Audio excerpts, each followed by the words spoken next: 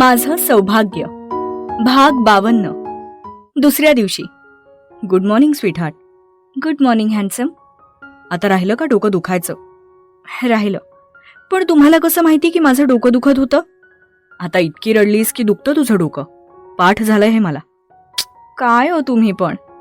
बच्चा, अजून किती पेपर्स आहेत? 3 आहेत सलग. म्हणजे आता गॅपच नाहीये. ग्रेट. मग मी तिसऱ्या दिवशी न्यायला येतो. एक तरी दिवस एक्स्ट्रा द्या की पार्टीला. नाही, मी कसे काढलेत ना हे 15 दिवस ते मला माहितीये. पार्टी नंतर करू. आता बाहेरगावी पण काही काम नाहीये मला. ठीक आहे, मी आता आवरून नाश्ता बनवते. ब्रेकफास्ट करून आशू आणि विक्रांत निघून जातात. ती तिचे उरलेले पेपर्स देते आणि ठरल्याप्रमाणे विकी तिला सेम डेला न्यायला येतो. घरी आल्या आल्या लिची पळत जाऊन तिच्याकडे झेप घेतो. लिची, I missed you so much लिची. आई, बाबा, मावशी सगळेच खुश होतात. घरात रौनक परत आली होती. आल्याबरोबर गेल्या 15 दिवसात तिने काय काय केलं याची अखंड बडबड चालू केली. आता कुठे घर वाजायला लागलं ताई, आई म्हणते. हो ना नलू, बरं वाटतंय मला आता. मिस करत होते मी हे. संध्याकाळी जेवताना. आज मला जेवण केलं असं वाटतंय. रश्मी, तुम्ही शिकून घ्या मधुराकडून. मी ट्राय तर करतेय नील. मी शिकवेन नीलदा. आणि मी आहे तर कशाला त्यांना त्रास, मी करत जाईन ना. असेच दिवस जात होते. नील आणि रश्मी हॉस्पिटल बघायचे. घरी मधुरा होती म्हणून रश्मी फक्त वरवरची कामं करायची. पण घर म्हणलं की हे असं आलंच म्हणून आई गप्प होत्या. आशू अजूनही त्याच्या राईट चॉईसला शोधत होता. हॉस्पिटल आता फुल फ्लेज चालत होतं म्हणून ते तिघही बिझी असायचे. पण गंमत, मस्ती, फन हे मात्र अनलिमिटेड. विक्रांतचं ऑफिस चालू होतं आणि साईड बाय साईड तो मधुराकडेही लक्ष द्यायचा. तिचं रागावणं आणि रुसणं चालूच होतं. Conference call. अभि, प्राजू, अवी आणि मधुरा. मला काहीतरी सांगायचंय, अवी म्हणतो. बोला साले साहेब. प्रणोती, तिने मला प्रपोज केलं. काय? सगळे एकत्र ओरडले. अवी, मला ती नकोय अजिबात. प्राजू म्हणते. मला पण. अभिही तिच्या होकारात होकार देतो. आणि मला पण. मधुराही म्हणते. हो, मग मला तरी कुठे पाहिजे, मी फक्त सांगतोय. पण हे सगळं कसं झालं? मधुरा विचारते. तुमच्यामुळे. त्या कोलांमध्ये तुम्ही नाही का म्हणला होता तिला बाजूला कर, मग ती पडली मागे. काय करू मी?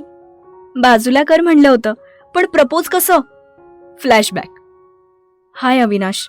हाय, तू बोलवलंस? बोल ना. हो, ऍक्च्युली मला बोलायचं होतं तुझ्याशी. म्हणजे मला वाटलं होतं की तू बोलशील, पण आता मी जास्त वाट नाही पाहू शकत. प्रणोती, मला समजेल असं बोलशील का? अविनाश, मला तू खूप आवडतोस, अगदी पहिल्या भेटीपासून. तुझा सहवास, तुझ्या सगळ्या गोष्टी, सगळंच फार आवडतं. मला वाटलं होतं की तू मला प्रपोज करशील. म्हणजे कोलाडला आपण जसे बोलत होतो. एनिवेज, कोण प्रपोज करतं हे इम्पॉर्टंट नाहीये. I love you Avinash. Avinash shocked. Sorry Pranoti, माझ्याकडून जर चुकीचे सिग्नल्स गेले असतील तर. पण मी नाही करत तुझ्यावर प्रेम. आपण जस्ट कॅज्युअल फ्रेंड्स आहोत. त्यापेक्षा जास्त मी तुला ओळखतही नाही. मग घेऊयात ना जाणून. अगं, पण हे जास्त काळ टिकणारही नाही. का अविनाश? कारण आपण वेगवेगळ्या बॅकग्राऊंडला बिलॉंग करतो. माझ्या घरी तुझ्यासारखी मॉडर्न मुलगी नाही ऍक्सेप्ट करणार. आणि गर्लफ्रेंड बॉयफ्रेंड रिलेशन्स नको आहेत मला. का? का नाही ऍक्सेप्ट करणार ते मला? मी बदलेन ना, मधुरासारखी चेंज करेन स्वतःला. ती तुझ्याकडची आहे ना? प्रणोती, इथे मधुरासारखं बनायचा विषय नाहीये. मला वाटतं की माझ्या पार्टनरने माझ्यासाठी स्वतःला बदलू नये. पण सॉरी, आपले विचारच जुळत नाही. म्हणून प्लीज हा विषय इथेच थांबव. पण का?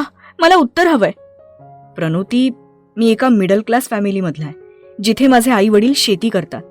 मी जरी हाय प्रोफाईल कंपनीमध्ये काम करत असलो तरी वेळ आली तर मलाही शेतात जावं लागतंच. मला घर सांभाळणारी मुलगी पाहिजे, जी मला आणि माझ्या घरच्यांना बघेल. आणि तुझ्याकडून ते होणं शक्य नाहीये. So sorry, bye. तो कॉफीचे पैसे देतो आणि निघून जातो. प्रेझेंट. हे असं आहे सगळं, अवी म्हणतो.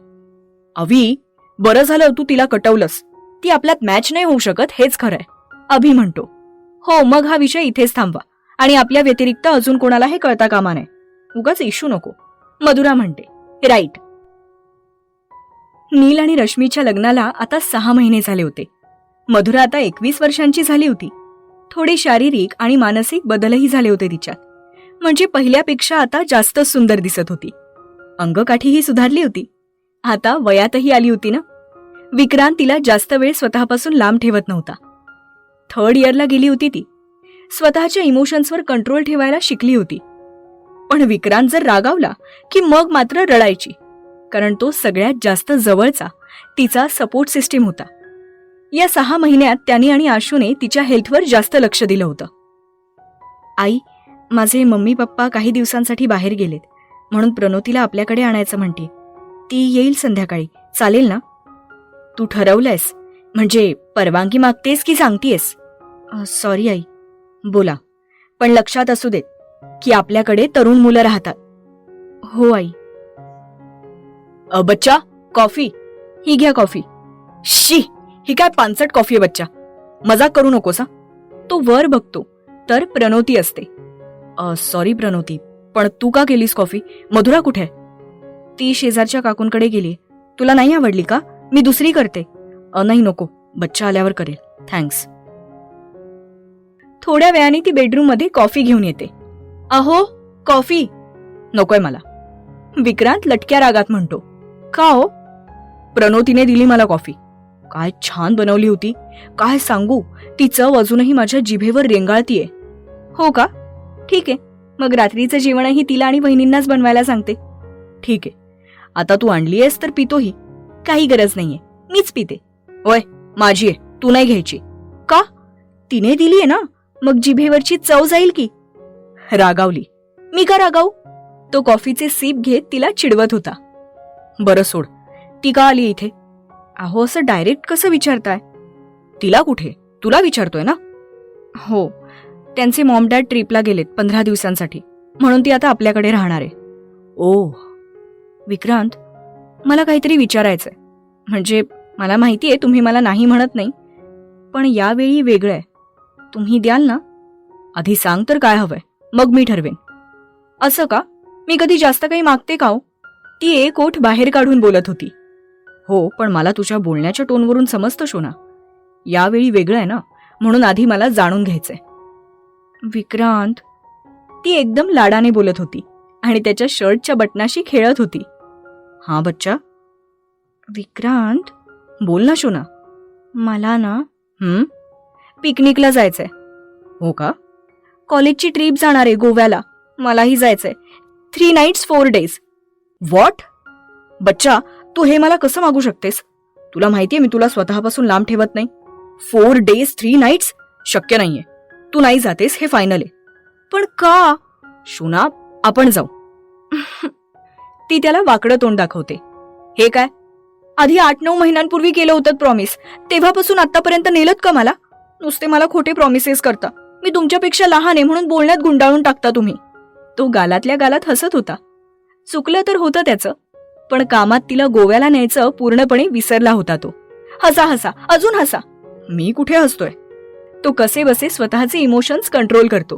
पण बच्चा, तू म्हणली होतीस ना की तुला तुझ्या नवऱ्यासोबत म्हणजे माझ्यासोबत जायचंय गोव्याला. म्हणजे तू फुल टल्ली झाली की मी आवरेन. मग आता तुला कोण आवरेल? म्हणून आपण नक्की जाऊ पुढच्या 15 दिवसात. नाही, मी नाही पिणार तिथे. मला जायचंय, लास्ट इयर आहे. सगळे परत कधी भेटणार? प्राजू, तनू सगळे जाणार आहेत. प्लीज ना, तुम्ही म्हणाला होतात ना मी जे मागेन ते देणार. हो, पण हे नाही देऊ शकत, त्यामुळे तू फोर्स करू नकोस. Vikrant, I am 21. I can take care of myself. You just entered 21. नुकतीच झालीयस. मी विसरलो तुला न्यायचं, त्याबद्दल सॉरी, पण मी करतो ना प्लॅन. नको मला तुमचा प्लॅन, नेहमी स्वतःच चालवता. ती रागाने निघून गेली. स्वयंपाक करताना ती विचार करत होती. उगाच रागावले का? अशाने तर मला अजून जाऊ देणार नाहीत ते. काय करू? आणि तेवढ्यात तिला कॉन्फरन्स कॉल येतो. कॉलवर प्राजू आणि तनू असतात.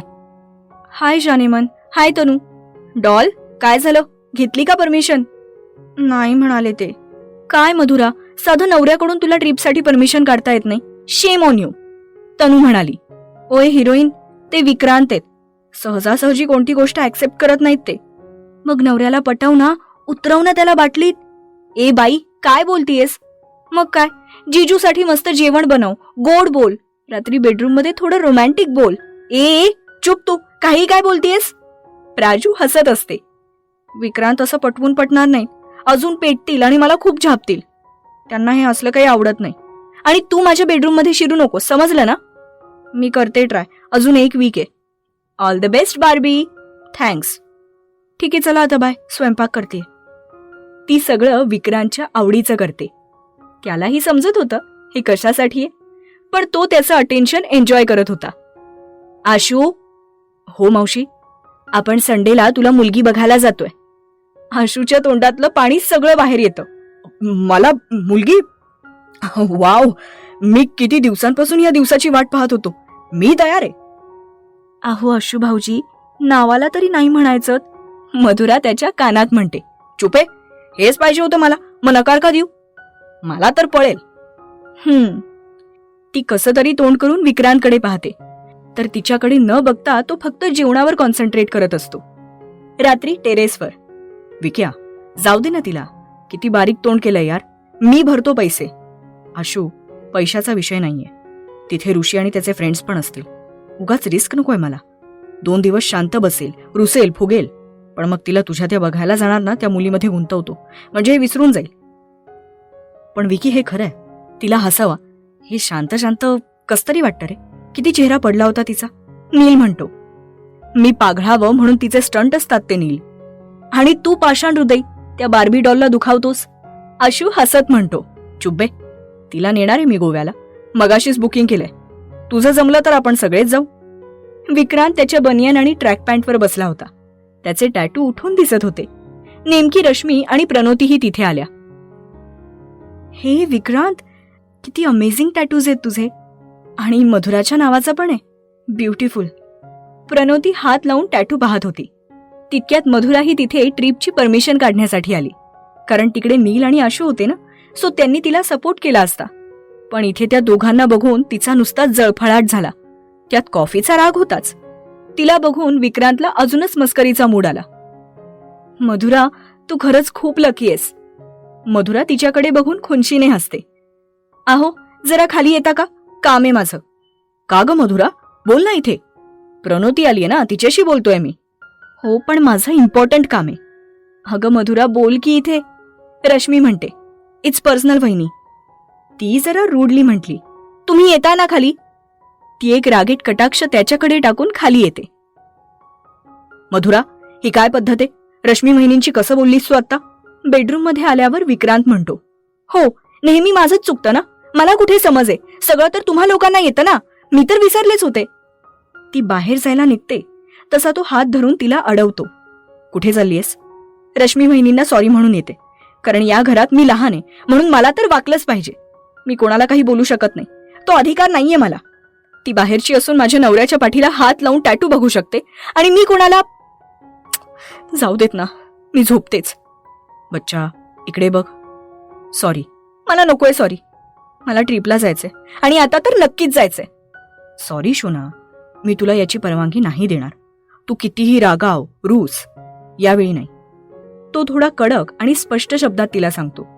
त्यामुळे आपला जायचा काहीच चान्स नाहीये हे तिला कळून चुकलं होतं. ठीक आहे, यावर सही करा, म्हणजे मी उद्या कॉलेजमध्ये जाऊन फॉर्म देऊन येते. म्हणजे तिकडे कळवता येईल की मी नाही येणार आहे. Good, that's like my good girl. चल झोपूयात. ती गपचूप त्याच्याजवळ झोपून घेते. दुसऱ्या दिवशी प्रणोतीचा राग तर होताच, म्हणून लवकर उठून फक्त नाश्ता बनवून उशीर होतोय असं सांगून ती कॉलेजमध्ये निघून गेली. आज नेमकी आई, बाबा, मावशी, नील आणि आशू सगळेच घरी होते. डॉल, मला नाही करमणार तू नाहीयेस तर, राजू म्हणते. जाऊ देत ना. तुला माहितीये, ती काल विक्रांतचे टॅटू बघत होती. मला इतका राग आला होता ना. त्यात वहिनींना काय गरज होती आमच्यात पडायची? मी पडते का त्यांच्यात? हे खूप रागावले मला, म्हणून मी आज रागाने स्वयंपाकच नाही केला. Revenge doll? तसं नाही ग राजू. म्हणजे मला आता वाईट वाटतंय, पण मला राग कंट्रोलच नाही झाला ग. ट्रिपला नको जाऊ म्हटले, त्यात तो कॉफीचा इन्सिडेंट. रागावले मला. ती ते टॅटू पाहत होती, सगळं डोक्यात फिरत होतं. मग आले मी तशीच निघून, सगळं तसंच टाकून. बार्बी, तू ना फुल टाइम हमाल झालीयस. जीजू म्हणतात तशी बाई लाव ना. अगं बाई लावली होती, पण तिचा स्वयंपाक नीलदा आणि आशूला नाही आवडत. मग वेगळी कुरकुर. त्यापेक्षा मीच करते. अगं पण वहिनींनी शिकून घेतलं पाहिजे ना. जाऊ दे ना प्राजू, कशाला माझ्या जखमांवर मीठ चोळतीयस. चल फॉर्म जमा करूयात.